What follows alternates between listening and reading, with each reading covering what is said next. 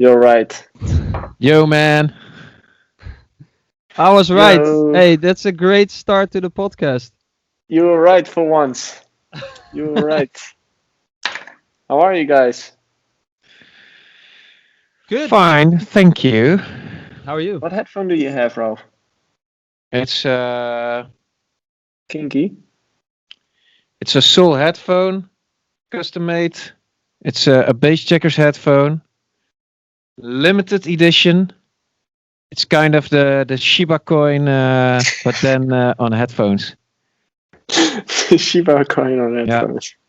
Underestimated by everyone, but then boom, straight to the top. Hated by few. Hated Yeah. by a few. Loved Yeah. by the people. Exactly. How was your latest NFT drop, Ralph? That was last week. Yeah, very good. Another great success. I think also as a part of adding these NFTs make so much more possible. And yeah, we had a few of loads of offers getting in, and a lot of interactive tiers from which they could choose from, or not choose, or bid on. And looking forward to the future, they also we're gonna see a lot of cool people in the VIP section for live and backstage, and even the top bidder on stage. So that's pretty cool. What And did you do differently this time? Because last time it was just the pictures, the animations of Yeah. with music. What did you do differently this time? no, the buyers are gonna be part of a special crypto influenced EP. And that's pretty cool if you ask me. Even the top bidder, he bid for he's going to be featured on the track, and he's going to be on stage as well. We had 3 different tiers: platinum, silver, and gold. Whereas platinum is 1 of 1, gold is 5 of 5, and silver is the rest. It's 14 of 14. Or that's not totally true, because the NFT they get for Welcome to the Future, that's the title track of the EP. The EP's name is Welcome to the Future, kind of obvious title. And well, Silver tier also has VIP access for live. Gold tier has backstage access for live, and as well as platinum, but platinum also gets a one-time co-performance of a track of choice. So he or she is going to be on stage with us, and I think that's pretty cool about NFTs. They can make you part of the whole experience, Bassjackers, and be more part of what we do. And I think that's the coolest thing about NFTs.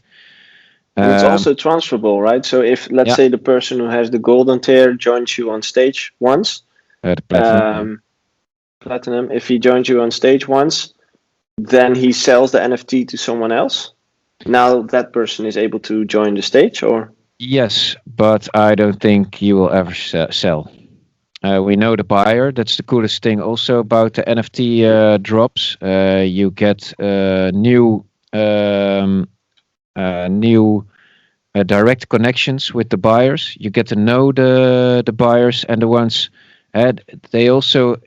they tell you why they buy it and what's cool for them. So you get to know the fans even better, or the people who are invested in these kind of things. And Jay, are you? Where are you? I'm just curious, Ralph. What kept you from doing this before there were NFTs? Is it then a privacy issue or like contractual issue? What makes it like I can imagine 5 years ago you could have had a person win a contest that could be on stage with you. What makes this?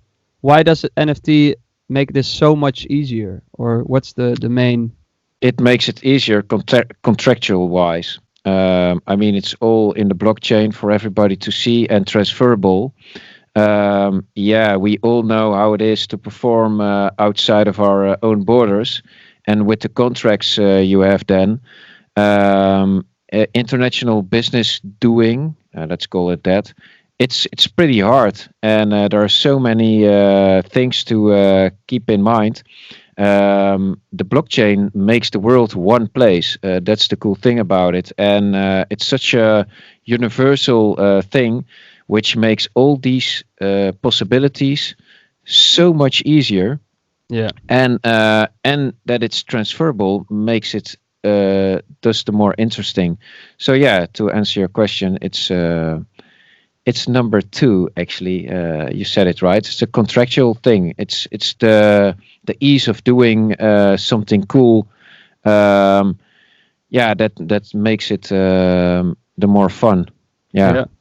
I really think it's a great addition to the whole NFT space. And one thing I was wondering is, have you talked to like any promoters, for example? Because I can imagine if 5 years from now, every artist is starting to sell NFTs, including backstage passes.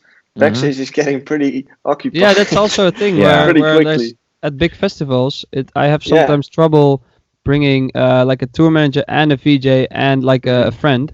How will you fix that, or how? No, it's only when it's possible. I mean, you're not going to be on stage at Tomorrowland, to be honest. That's just too hard to fix. Did you put that in the contract?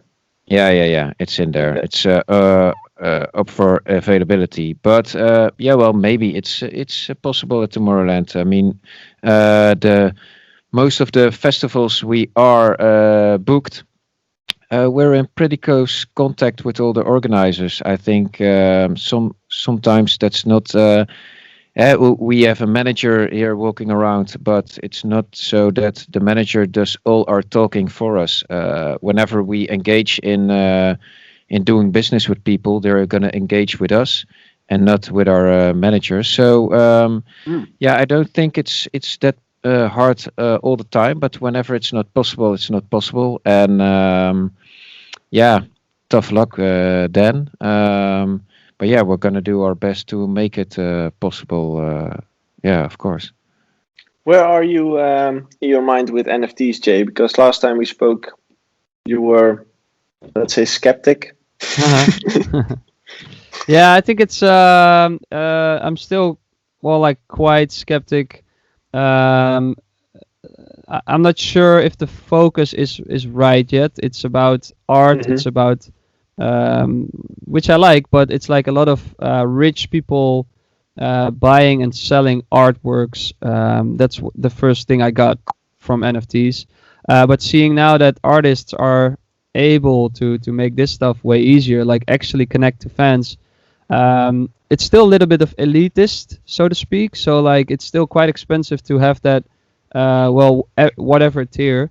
Like I think if I don't know exactly the price what they went for, but a couple thousand is a lot of money, which a fan will never like a lot of fans will not have for that certain experience. So it's still quite that still like I don't know how to say that, but that still is a bit like I'm not Doesn't sure feel about right. the whole. Doesn't feel right, but You gotta see it different. I mean, let's take a lot of business cases. Let's take Tesla, for instance. They start out with a high tier Surprising. model. Yeah. No, but it's an obvious example of a really good company in my eyes. I mean, they penetrated impenetrable the car business, but you start out with the high tiered stuff. It makes a lot possible for the lower end as well.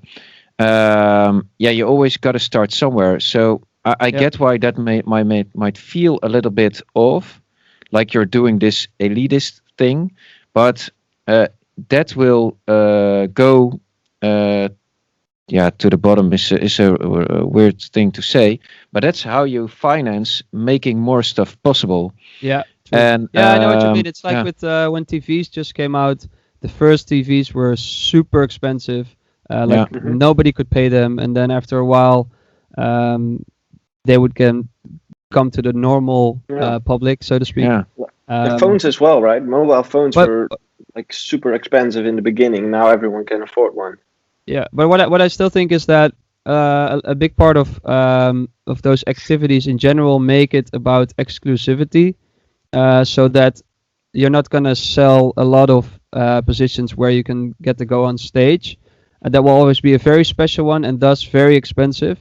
So yeah, that's where it's a bit. Well, Jay, Those maybe I experiences can add something. will never be like.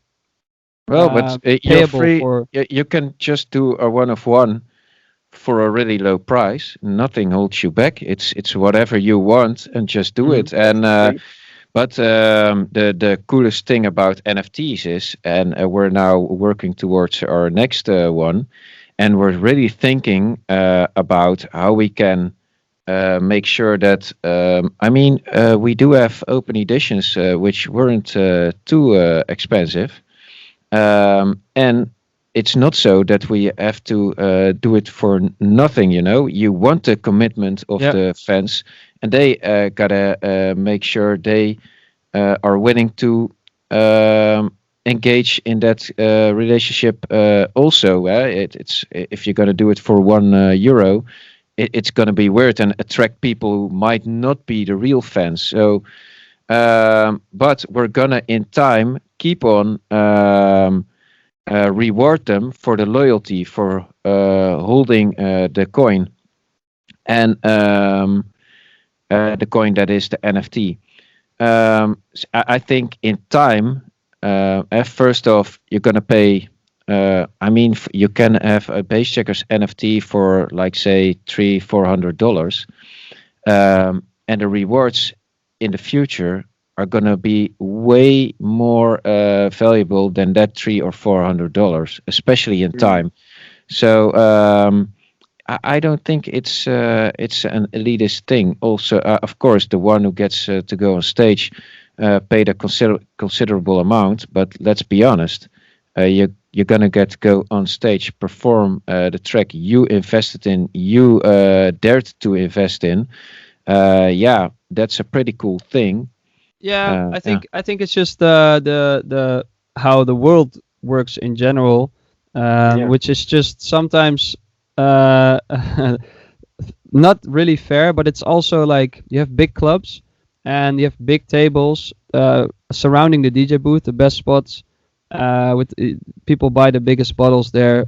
It's a lot of money. It's not for everybody, but that does pay my fee. So that's where it's kind of the same thing. And then a general access ticket is maybe more affordable, but it's a different experience. But you don't do VIP clubs the whole time. That's the exactly nice thing. Yeah, so that pays your bills. But on the other hand, sometimes, and I know for us it's quite a lot. Yeah, that finances doing the let's say it a normal rave where you only have general admission. That's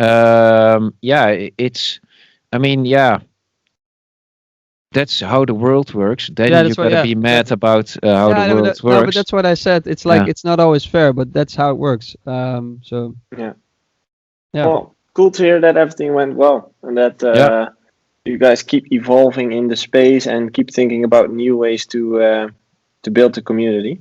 Yeah, definitely. It's a cool thing, and I think we how we called the EP. It's Welcome to the Future, and it definitely is gonna make a big impact on the future. And it's all really new still, and I like how Jopke is also thinking that he wants it to be for everyone. That's actually how we think as well. And that's the coolest thing about it. It's about being a community. And in a community where there are like rich people, poor people, small people, big people. That's the nice thing. There's a love for something that combines all sorts of people. And I think that's a really cool thing. Is the EP already out? or is it being made right now because the guys or girls have to jump on It's it? only minted on the blockchain, so it only exists on the blockchain right now, and it will come out later this year on platforms like Spotify and all that, Okay. those kind of things. Yeah. Okay, cool. And Jay, you did some self-releases lately. Which ones? Independent release. Independent releases. Self-release. Let's talk about that after the podcast. Yeah, on our OnlyFans account, we're gonna talk about self-release. Self-release. I do a lot of self-release on my OnlyFans, but it's only for the elite, so you have to pay a lot of money to see.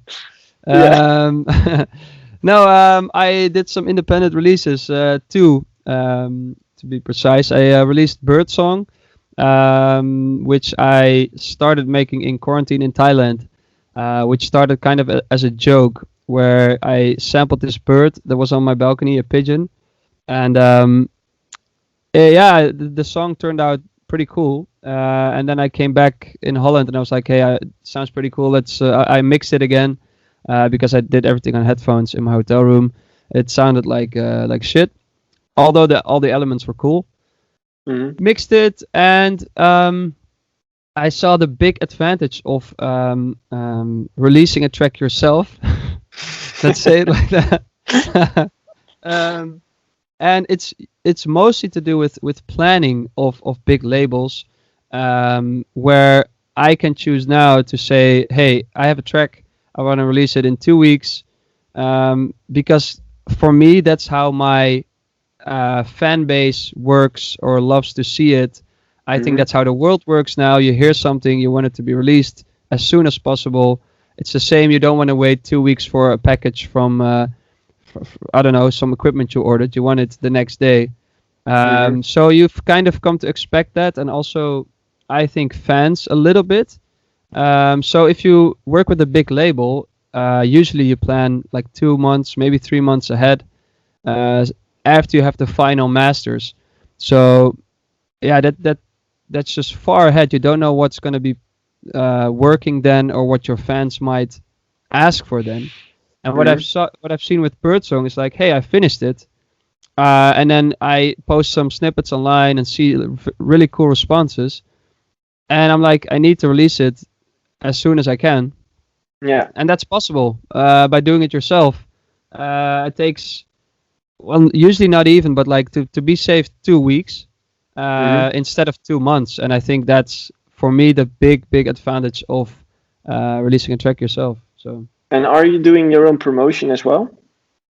Yeah. So that's like the thing where a label could help, and you have an extra channel to reach new followers and extra people. So that's one downside. But on the other hand, like all the promotional stuff that I do, I already was in charge of releasing with other labels. So I have my own guy who does my content. We do the ads ourselves. So you just miss maybe a little or big push from a label, which can sometimes help, but just the freedom of having a song finished today, uploading it tomorrow, and being online next week, I think will be the best for artists. That's like one of the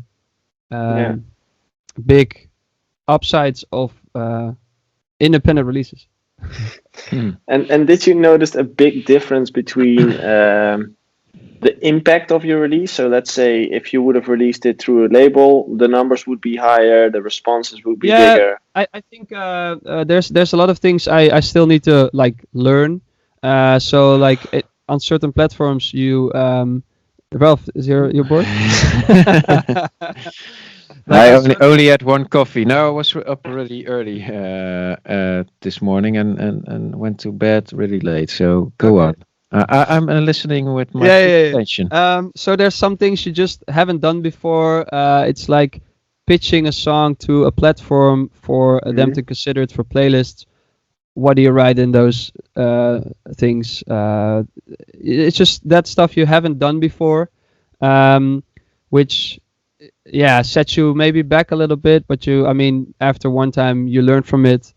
Like Birdsong we released on a Thursday, and there were like only a couple hundred plays on the Thursday, and I learned that when music is released, it's only the Friday when they update all the um, new playlists, the new music Fridays, the release radars of everyone. So, which maybe was obvious, but I just didn't think about it enough, and now I know. Okay, don't release a song on a Thursday, because it will not help your algorithm No. do well.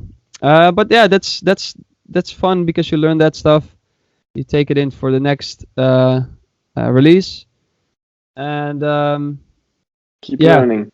Yeah, and maybe it's just that labels can have some connections to Spotify, where they can get you in a playlist easier. But then again, labels have so many tracks they're releasing, so it's hard for them to, like, if they like pitch 10 songs to Spotify, then Spotify still has to choose between Yeah. those 10. Yeah. So yeah. I But gotta what say, I love the most is that the response from, because this is also a track that a big label might not would not release, Birdsong, because it's quite different, and a little bit of a joke. But then the fact that I could release it, the fans were really happy about that. So that makes it really Yeah. cool. I have a question. Oof. You sampled the bird. Uh-huh. Does he get royalties? Yeah, we're still trying to find him. He is he flew away, so Yeah. before I could get the contract. But I think he's gonna be on the blockchain. We're trying to Isn't find there him like now. a like a pigeon crypto coin or something? Maybe. Probably, yeah. Yeah. But we're searching for him and then send him the smart contract through Ethereum or something. I don't Yeah. know. And then We'll see. Or Yeah. pigeon post. yeah. Yeah. Pigeon post. Yeah. Yeah, nice one. Yeah. But I think one of the big advantages as well depends on your approach. Like, is your approach to have as much plays as possible, or is your approach to make money from it as well? Because if you do self releases, independent releases, uh, you still keep 100% of the income. So if you normally would have 1 million streams and now you have 200,000, you still have the same income in most cases, depending I on don't your know deal. which deal obviously. you signed, but that's Well, a shitty deal. It's a shitty deal, but to be honest, if I look at look at some clients who are building their career, 80/20 is almost an industry standard at this point. It's ridiculous. That's crazy. Mhm. Yeah, it's ridiculous. Like, especially the bigger ones, the bigger labels. But for us, it isn't that. Yeah, I think 50-50 or 60-40 is pretty much normal for us as well, which is maybe is ridiculous. I gotta say, depends on. I think Jopke is doing a really good job with all the independent releases. I have to laugh all the time now. But yeah, but I gotta say, it depends on which label you work with and why. I mean, you always got to think, okay, I have a track right here. What do I want for it? For us, we work with Smash the House quite a lot. I consider them more boutique, like bigger labels, like you have Armada and Spinnin, which in Danceland are maybe the biggest. The bigger they get, the more automated they get. Why can't you do a track on, let's say, Armada within 2 weeks? That's because they plan so far ahead, because they have to. It's such a It's too big. moving machine, and that takes out your immediate response time, let's call it that, or the ability to be quick with certain things, like, say, I want to release flexibility. That's the word. And whereas Smash the House, it's more boutique, specialized in a certain in certain genres, and they still have that that power. Plus, for us, it's important that we have a big artist promoting our music, which are, of course, Demi and Mike. So that could be a reason to work with a label, and or maybe not work with a label. Let's say you want the big radio hits, then it's perfectly fine to work with labels like Armada or Spinnin. They know how to get when your track is getting traction. They know how to get it on the radio, and but yeah, there are also a lot of reasons to not work with a big label like Spin and Armada and work with a smaller label, more boutique label, to say, like, let's say, Smash the House. Or there are a lot of reasons, like Jobke just said, to do an independent release yourself. Yeah, I think everybody has to. Yeah. We tried. Yeah. That's No, right. no. For Contain my laugh. everybody, you have to be honest with what do I want with this track, and then everybody's Yeah, gonna say, yeah. "Yeah, I want 100 million streams." Well, that's not gonna happen. Yeah, most of the time. Thanks again, optimist Ralph. Oh yeah, but it's Like true. I think Yeah, it's true. You have to check for every track, what would be yeah, ideal for this track, and there's not a right way to do it, anyways. And like for my latest track, Outer Space, please stream it, everybody, because it's an independent release. So yeah, every and it's stream cool. gives me I really like 0.4 it, cent. and we also did a new track with Moti called Helter Skelter. But let's be honest, Helter Skelter and Outer Space, they're not gonna do 100 million streams within No, a few months. no, definitely And not. yeah, And for so me, it's like for the information. Why did I release Outer Space myself? Was we had a little gap in my release schedule, which could easily like perfectly fit this track, and I didn't want to release it when we have shows again because it's more of a listen to track than a festival track. So when I go back to festivals, I want to have festival tracks to promote. So I wanted to get it released as soon as possible, and it was possible. So yeah. I actually like the view you had on well, you mentioned it, boutique labels, and I think that that's an interesting thought. As in, it's some kind of trend you see happening in more spaces. If you have a look at how people do shopping these days, people tend to go to boutique shops more than to the bigger companies because somehow people start to appreciate man hours or like handcrafted materials instead of the machine made stuff. Um, Maybe that's with music as well, that we start to appreciate more when there's one person working on our release instead of being part of this big machine that just puts out music on a daily basis. Well, I think the machine isn't capable of also there the flexibility. The machine it's just pumping out volume, whereas it's man crafted. You could just easily, where you listen to the customer, you could easily change your working or the outcome while working on it. So I think that illustrates.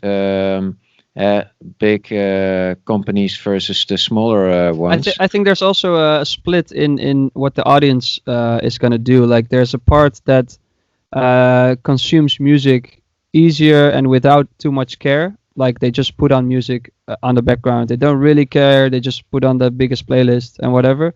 And there's another part which is really interesting, who get, because there's so much, they have to find the niches a bit more and the people they are fan of a bit more. So that makes them maybe more dedicated. That would also be the people that like the boutique shops more and invest way more time in a small group of artists, which is really interesting for any artist really, because Those you get people more are called dedicated fans. Those people are called tastemakers, right? People who tend to go into the rabbit hole to find those untouched gems. Yeah. Yeah. I think it's a trend, but it's an interesting way to look at it, to see it as a boutique label and to just know that you will be taken care of on a personal level instead of being number two in a row of 100. Yeah. Yeah. But don't you think that eventually, if that label grows and grows, it will become as big Yeah. and has the same problem? what you- Because that's Spinnin was an independent label, was quite small, just had a really big impact when they were still relatively small. But then it's kind of inevitable, or at least with them, that Depends. they grew so much. I think it depends because it's a decision you make as a company. It's a decision you make at that point when you're at that tipping point where you have the option to become like a bigger company to say. I think it's a decision because yes, there will be more money maybe because you can do masses, but on the other hand, if you have a look at community, you will lose strength in the community. That's what you see happening over and over again. That's what you might have seen happening with Spin-In, maybe Revealed the same. If you think about where those labels started and where they are now, I kind of feel like the community is not that strong anymore as it was before because it's bigger. And at the beginning, everyone knew each other and everyone was just a small community, which was really strong. But now there's just much more people. It's not necessarily a good or bad to name, but it's more like what decision, which way are you going into? Are you going for the masses, so the financial option in my opinion, or are you going for the community where you can still make and build a decent company, but you make the decision to stay small? Yeah, we talked about it earlier this week. It also goes for artists. When I told you we were on like 2016, that was the year streaming services exploded, and you saw a lot of artists choosing to make more streamable music. Whereas I told you guys we were also on a point where Marlon and me, we really sat down and talked to each other and said, dude, we're going to just be who we are and do big room. That's what we love. That's what you love to play, what I love to make, and let's stick to it. And that's what you also saw with a lot of artists. They try to, find those way to the masses. But it's that's okay too. You can choose your own whatever path you like to. But there's also the vision that you have on music, which you're gonna just stick to, regardless whether it's gonna bring in the money or not. That's also what I like to say to aspiring producers and DJs. Like, okay, you see a lot of them striving for success, but what is success? Isn't it just that you're a musician and you envision music in a certain way, and you're gonna just do it regardless of the people, whether the people will come or not? And I think that's also goes for labels, festivals, clubs, and whatever. And it's always gonna be a little bit about compromise, but you can choose how much compromise you're gonna do. And It's all based on decision, as you say. Like, if you have a look, are you familiar with the label Dirty Bird? That's the one. Cloud from Stroke? Cloud von Stroke. Yeah, do you know he played Klambu a long time? Yeah. Well, Dirty Bird is one of those labels which I've been following since kind of the start of my career. And that's one of those labels where you can see that the community is super intense. Like, it's a super strong community. They really grew in the years. If you have a look at where they were 10 years ago and where they are now, they're definitely much bigger. But that's one of those labels where you can just feel that they made the decision to stay small. So small is not necessarily small because they are still really big in the realm, but a lot smaller than Spin-In or all the other big guys. And they really invest into their community. And I think it's really a decision that you make as an artist, but also as an entrepreneur if you have a label. Like, what makes me happy? Is it the money aspect? Like, do I want to make 10 million or do I want to make 1 million and have a stronger community? Like, what's the thing I need? Yeah. True. Yeah, I think just money is a bad motivator. But that's also a very easy thing to say with someone who earned a lot of money in music. I just remember I think it's very important not have money as your number one driving force. It can be number two easily, but number one should be you want to add something, you want to do something cool, it's a passion. So maybe your passion is making money, also fine. Then it is your number one, and you'll try to do everything. But as a real artist, I think for a lot of artists I know that money is never number one, and definitely number two, because you need food, you want nice stuff. But the first and foremost thing is passion, and that's also where it started for all the real artists I know. So. Talking about that money, because you mentioned before we started recording the podcast that you got a question from someone like, "Hey, I've saved up 10K. What should I do? Go to a school or?" I have to answer him back still on Instagram, but I just saw this question about he aspiring producer or maybe already producer, and he was asking me to he had 10K. Should he put it into education for producing or DJing, or should he buy equipment and do it himself? And for me, it was a bit weird that he thought he needed 10,000 euros of equipment to start making music. Especially nowadays, you don't need that. You can buy let's keep it simple, a perfectly good laptop for 1,000 euros and perfectly good speakers for, let's say also 1,000 euros, probably cheaper. Yeah. But then you have 2,000 euros. Which are like 500 each, so let's say 1,000. Yeah, so. Or like KRKs I think are 300 each. So that's what Martin Garrix made Animals on, so yeah. Yeah, that's number one worldwide hit, so it's just a thing where maybe he thinks there's going to be a magic fix, like, if I only get that equipment, it will work. It's a trap, which I've fallen for many times myself. You think, if I get this MIDI keyboard or that digital piano. Or that synthesizer, I have the Juno, you think, my creativity will spike. No. And it does, maybe for a week. And they are like, okay, this didn't help anything. You still have your creative dips, and but what I would say to those people is you don't need 10,000 euros, and education towards being a producer is so very directed at one point that if it doesn't work out being a producer, what are you gonna do? I think it's maybe better to have an education that maybe has some form of production, or you can maybe do that on the side through artist coaching, for example, or like other platforms, other platforms to learn.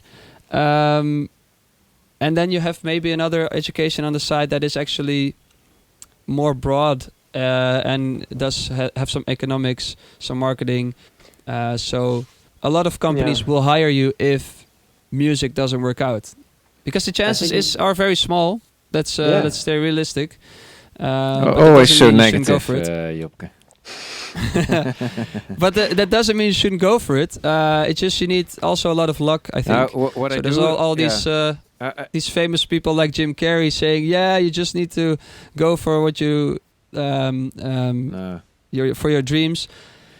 You should, but there's a very high risk of you not making it. I really dislike the people saying, see, I dropped out of school and I went totally for the music and now I'm here, blah, blah, blah, blah, blah. No, what I do like to see is that you take your responsibilities, do school, try to do a real good job there. And besides that, follow or try to accomplish your dreams. That's doing more work to accomplish your dreams. If you're going to say, hey, let's ditch school and go for the music, that's not doing more to accomplish your dreams. That's doing actually less. You gotta do more work to make it happen. And so don't gamble on making it in music or whatever your dream is. I think you should just do it because you love doing it, whether or not you succeed. I mean, that's what I tried to say earlier. What is success? And just do it because you love it. To be honest, Yeah. whenever me and Job talk about it, it's never about the money. Like, absolutely never. And I know it's easy for us to say, but also in the years that I started, it was never about the money. It was always about the fun. And if it wasn't fun, of course, you got to do administration and all that kind of stupid nonsense. But yeah, that's part of the job. But it was always just about doing those cool gigs in the weekend, making those cool tunes, learning about it, which I also agree doesn't have to cost a lot of money. I started out with a cracked FL. I didn't know how the fuck I should import VSTs. I didn't know what the fuck they were talking about. I did it all with the standard FL stuff. That's how I made Beatcut. I didn't even You know didn't what even have sidechaining internet was. at that time. Yeah, I didn't have a sidechain VST. I just looked up what is sidechaining, and then I thought, okay, so if I automate the volume, that's sidechaining, right? Yeah, so I went in and did it all automated. I didn't know how to do a VST, but I think that's that's if you limit yourself in the beginning, that's what's gonna drive your creativity, because you're gonna search for those ways to get where you want to go, and that's I always like to think about creativity, and I can make a more nice map. But you have an idea, is that you can see it, and you have a point where you want to get, and this part going there, that's where creativity is, and not having the idea, and I think the means you have, or all the things you have, like fancy keyboards and whatever, that's not gonna make it for you. It's a cool I like to compare it question, with the 10,000 euro question. Yeah, I like to compare it with like soccer players or basketball players or whatever. The best basketball players became the best by practicing every day on the field, not by having the best shoes, or having the best gear. Yeah. And I think that's also with music. The only way Yeah. that you can become better or educate yourself is by sitting down in the studio every day and do 2 to 3 hours of music production. And yes, your speakers might give you the option to hear it a bit better, or yes, your computer could be a bit faster than anyone else. But in the end, it's more about your own skills and your own creativity than it is about your gear. Yeah. And very important. Yeah. Mm-hmm. No, so I think when it comes down to education, especially these days, everything's out there for free on YouTube. And if you really want to go into depth or learn from a certain person, like what we do with the Academy, for like a low fee a month, like $10 a month, you have access to that knowledge. So you don't need 10,000. 10 is enough to already get access to certain knowledge that you need, and the rest is out there for free. So I don't really believe you should spend 10K to an education. I think you should spend time to become better. Yeah, definitely. Also very, very important, like you hear all those success stories about, like I said, Jim Carrey saying, go for your dreams. But you hear it because it's Jim Carrey, because he has millions of followers. But what you don't hear is, let's say this guy named John, I don't know, there's like an imaginary guy, spent all his life savings and whatever on making music. 20 years later, he's 40 and he's accomplished nothing, has no money, has a shitty house, has 5 followers, and he says to the 5 followers, hey guys, I failed. Like, don't trust Jim Carrey, but no one will hear him because he failed. So that's what you always gotta imagine. Like, there's a lot of failures, which is very sad actually, but in life, that you don't hear about because they're not famous, because they failed. So they don't have the reach. But I think failure is probably the the maybe the norm. A lot of people have big dreams, don't accomplish them, and have a like shitty normal job, so to speak. Doesn't have to be shitty, but yeah, you get the point. I think but you it's don't more hear about the about them. trying. Yeah, but I think it's more about the trying. You know, everyone has dreams, and if you feel a passion for music and you're 20 years old and you feel the urge to live towards that dream, if there's any point in your life where you can, what's the word? Like where you can take the risk to take risks. Let's say it's around your 20s to 30s years old. So in that case, I always recommend, if someone really tells me like, hey, this is what I want to do, I always tell them, go find a side job to cover your costs, and all the other hours you have, you're going to spend on your music, but take like a cap to it, to say like, okay, I'm going to do this for 2 years, 1 to 2 years, and if that doesn't work out, that's where I'm going to make a decision to go back to school or go find a job or whatever you want to do. Yeah. But there needs to be a point where you take the leap and say, I'm going all in on this. But you also have to be honest to yourself and say, if it doesn't work out 2 years from now, 4 years from now, whatever your cap is, I'm going to go back and do it the normal way. But I do think that you just need the time to build something. And if I look back at our time, Ralph, when we started in Tilburg, you were in the studio all day long. I was in the studio all day long with Epster. And the only way how we kind of were able to build that career is because we had the time to make music all day. I was also still in college, and Yeah, you were still in college. I drove Yeah. a cab as my side hustle, and plus I worked in a bar on Thursday night and on Sunday morning at 9 a.m. So sometimes I got home from doing a gig with Marlon. I didn't play myself, but then I chauffeured him, and then I had to go straight into my job as the bartender at a tennis club. Yeah, so yeah, I never slept a lot. Yeah, but you took all the hours you had, a lot of them, yeah, available to make music, and you covered like your bills with all the extra side jobs to be able to make music. Yeah. And that's the choice. Definitely, yeah. Yep. And that's a choice that not many people want to make because it's tough. I know. Like you mentioned, That's you what never slept. that's why I say, when you chase your dreams, do the other stuff as well. Working Yeah. towards a dream takes extra effort, not less effort. And so I finished my master's degree as well in that time, and 4 years in, we didn't earn a lot of money with doing the music. That's when I also came at a cross point. Am I going to do something with that master's degree or not? Because that was the gamble for me. But yeah, I always just worked, and that's just what it takes. And I never How did you make gambled on the music. How did you make that decision? Because when you were done with the master degree, normally you would go into a working space from that point on.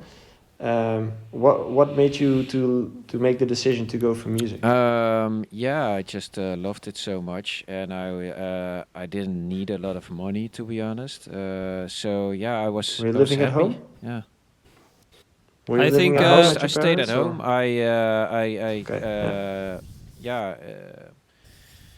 Or actually went back home and decided to some things you couldn't do. I didn't have my own house or whatever, and you always gotta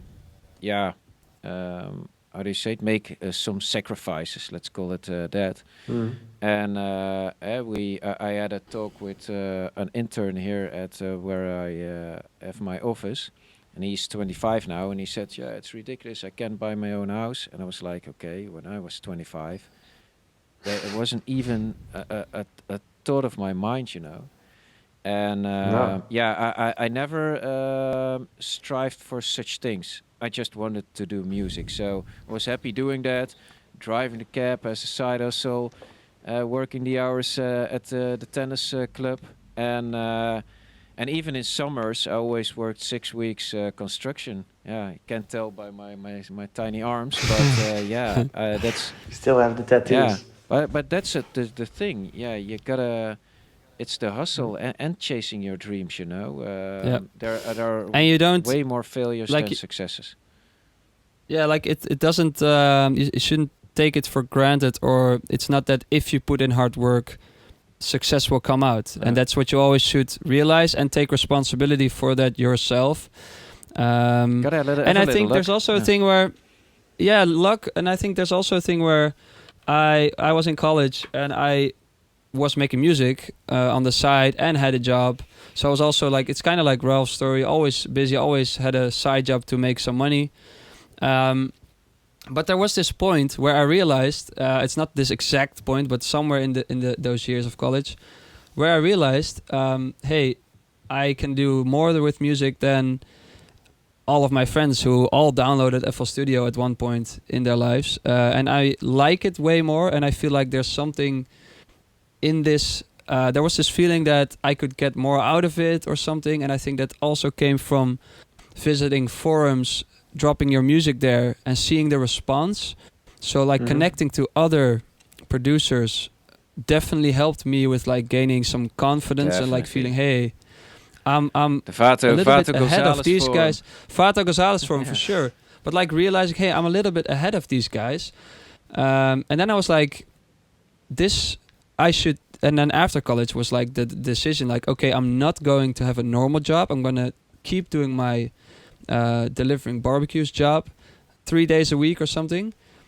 And the rest I'm just going to try. And I gave myself a year. And it worked out within a year, which was crazy. But yeah, I think that you should have this kind of feeling this could go somewhere. Like this, you don't know exactly where. I never had a clue how. I never make 5-year plans. I think they're bullshit. They always teach you in school, what are your 5-year plans? I don't believe in that, personally. But like nothing in my life went as planned. Nothing. no, you can't plan. I'm not saying you shouldn't, but for me, it just doesn't work. And I have to have a feeling this is where I need to go. And it's hard to explain. But I think that confidence in what you're doing, backed by maybe some other guys you meet through the Vato forum, that can help you make that decision. So that's I always say to people, build your own little community, get some friends who are in the same creative flow, or internet's a great place. You can find many Like-minded amazing, people, talented people, like-minded. So that's very important as well. And I think it's also a misconception that if you have more time to make music, that you will make more music. Me as a not touring DJ, everybody always said to me, "Oh man, you don't have to tour. If I don't have to tour, I'm gonna make so much music." And Guilty as charged. And then the COVID crisis came, the pandemic. Everybody was at home. Yeah, well, I gotta say, Jopke, you make more music than before, but I see the majority, they are making even less music, maybe. It's such a misconception that you're gonna, when you double the time, you're gonna double the output. That's all. I should tell that about my story after college.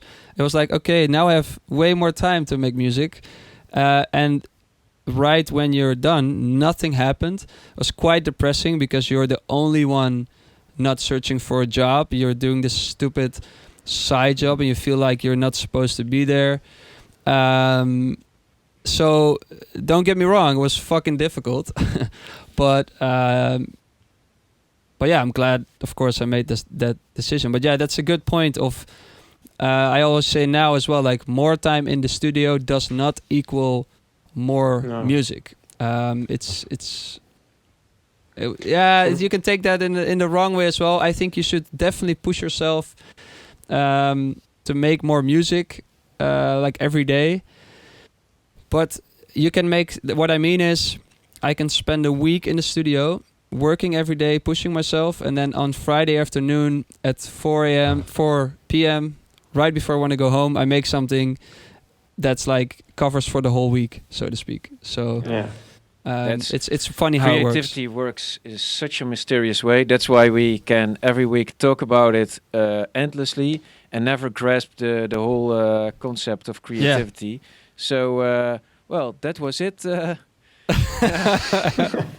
just you next listened week. for nothing. Yeah. No, yeah, but it's so weird. Yeah, sometimes you make like. That's what I also don't really like, that when people said, "Oh, I made that in 4 hours and it's awesome." No, that's just not how it works. It took you like 99 tries before that one try actually happened. Yeah. And it's an ongoing process. And it's like saying Usain Bolt made a success in under 10 seconds. Yeah. And don't count all the years of training that went into it. But I just cannot press enough. You gotta just do it for the fun of it. That's so important. Definitely. And if you're gonna be like pinpoint, I want to have success or whatever, then it's not the reason you're in it is for the music. Then you're in it for the success, and that's a whole different beast. And I think that the chances you get a really frustrated person are so big. Don't do it for that. I think that's why a lot of musicians, while COVID happened, just kept their heads cool, you know. Most of them are actually really cool. I'm kind of proud of our sector, because you saw a lot of people complain, rightfully so. Of course, it's not cool, but the music industry was a really silent, which is kind of ironic, a silent one when it just all happened. They were just a lot of them were really chilled out, and they just let it happen and were at peace with it. And I think that's also because the factor of success, although it might seem weird sometimes when you see the Lamborghinis and all the cool stuff, but most of them are just really happy making music. And even when the money doesn't come in, they're still happy. Well, you can always sell your car. I mean, Jopke has a crazy cool, expensive car. Just sell it, man. Yeah. It's a lease. It's a lease. It's a lease. Then you're fucked. Yeah. Guys, let's wrap this Do up. we have a cool positive note, though? Yeah. Gotta end with something cool and positive. Joey, say something positive. You're on the spot. Well, I maybe wait. Let me just walk. I want to share this quote, and I think that's it's literally inside my kitchen at home. Do you see it? Ah, yeah. That's It says, "My entire life can be described in one sentence. It didn't go as planned, and that's okay." Yeah. And that's something I made myself actually a couple of years ago when I was in a bad place, and I was starting to feel better, and everything in my life started to get back up again. That sentence really helped me to go back on the planning thing that we talked about. It's really, you can plan all the things you want, but life has a certain way to throw some curveballs, and just as COVID happened as well. But in the end, it's all okay. Yeah. You know, make decisions that make you happy. That's all that matters. Yeah, adapt. You gotta adapt. Exactly. Oh, and then we get to the movie Interstellar, which is such a great movie. Yeah, let's take that one to the next. By the way, to everyone who's watching or listening right now, we are actually going to ramp up the amount of episodes, because previously it was once a month. Now we're going to do twice a month, so every 2 weeks ish. We need more subjects. bullshit. Yeah, subjects. We need More subjects. bullshit. What do you want us to Yeah. talk about? Only fans, If you're listening, throw in. self-releases. If you're listening, please comment or whatever. Send us a tweet like what we should talk about, or if Give you us have some questions. subject. Yeah, it's just we have time to debate a question extensively, which is cool. Yeah, Exactly. you'll get a mention. Guys, You know. Thanks, and I'll see you soon. Adios. Cheers. Bye.